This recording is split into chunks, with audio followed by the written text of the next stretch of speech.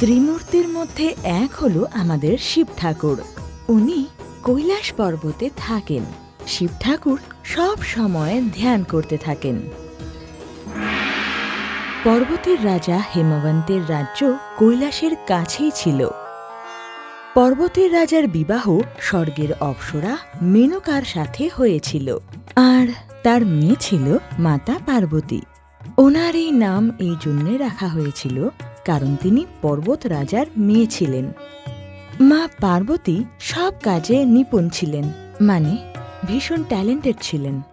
আর ওনার ছোটবেলা থেকে ইচ্ছে ছিল যে ওনার বিবাহ শিব ঠাকুরের সাথেই যেন হয়। একদিন নারদ ঋষি হিমালয় রাজ্যে আসেন আর রাজাকে বলেন, হে মহাত্মা, পার্বতী সবসময় এটাই চেয়েছে যে ওনার বিবাহ শিব ঠাকুরকে ছাড়া আর কারুর সাথে না হোক।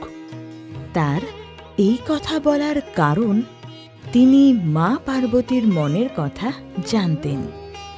হেমবন্ত শিব ঠাকুরের সাথে নিজের মেয়ের বিবাহ করার ইচ্ছেটা বদলে ফেলার অনেক চেষ্টা করেন, কিন্তু মাতা পার্বতী নিজের কথায় অনড় ছিলেন। মাতা পার্বতীর অনুগ্রহে হেমবন্ত ওনাকে শিব ঠাকুরের কাছে নিয়ে গেলেন আর ওনাকে বললেন, এখন থেকে পার্বতী তোমার সেবা করবে।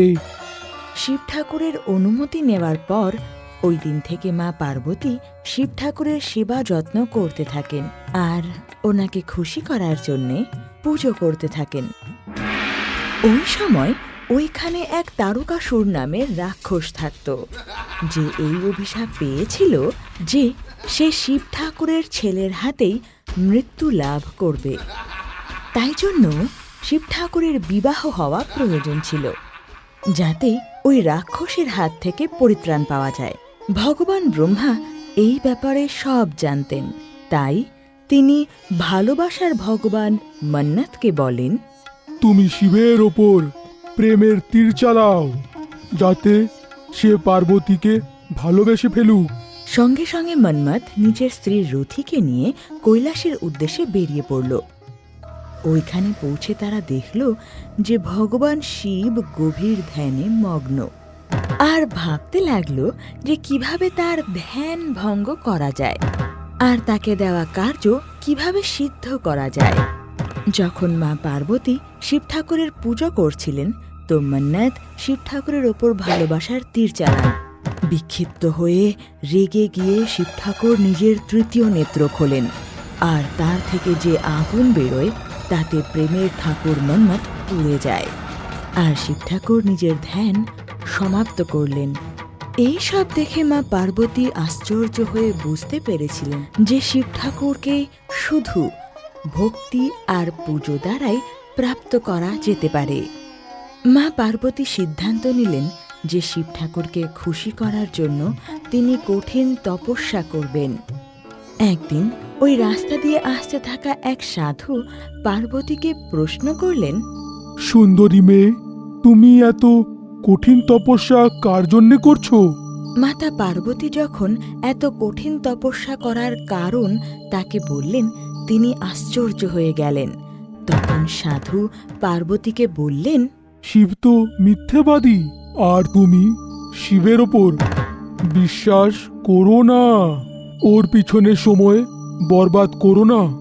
আর তিনি মা পার্বতীকে বোঝানোর চেষ্টা করলেন যে সে যেন শিবের ওপর বিশ্বাস না করে, কিন্তু সব বৃথা যায়, আর পার্বতীর সাধুর দ্বারা শিবের উপর মিথ্যে অভিযোগ লাগানোর কারণে রাগ হয়। শেষে সাধু পার্বতীর সামনে নিজের আসল রূপ নিয়ে আসে, আর সে অন্য কেউ নয়, স্বয়ং শিব ঠাকুর ছিলেন, যিনি পার্বতীর পরীক্ষা নেওয়ার জন্য সাধুর রূপ নিয়েছিলেন। শিব ঠাকুরের এই সাধুর রূপ মা পার্বতীর খুবই পছন্দ হয়। তারপর শিব ঠাকুর মা পার্বতীর সঙ্গে বিবাহ করার জন্য রাজি হয়ে যান। যখন সপ্তঋষিরা শিব ঠাকুরের এই বিবাহের সিদ্ধান্তের ব্যাপারে জানতে পারল, তখন তারা হেমবন্তের কাছে গিয়ে ওনাকে শিব ঠাকুরের সাথে নিজের মেয়ের বিবাহ দেওয়ার জন্য রাজি করান।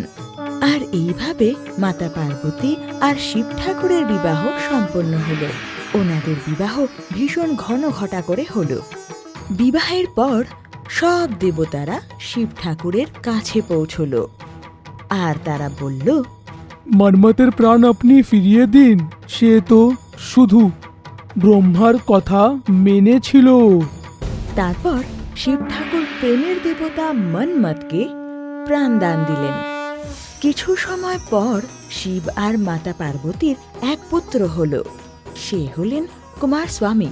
ওনাকে 6 মুখের কারণে ষাণমুখ বলা হতো। বাচ্চারা সিদ্ধিদাতা গণেশ, যাকে আমরা ভালোবেসে ডাকি বিনায়ক, যে সমস্যা দূর করার ঠাকুর, সেও শিব ঠাকুরেরই সন্তান। কুমার স্বামী নিজের ছোটবেলাতেই দেবতাদের প্রধান হলেন আর সে রাক্ষস তারকাসুরের বধ করলেন। ভারতের অন্ধ্রপ্রদেশ রাজ্যে শ্রীশৈলম, দ্রক্ষরামম, শ্রীকালহস্তি, ভেমুলেওয়ারার মতো বিখ্যাত শিব মন্দির আছে।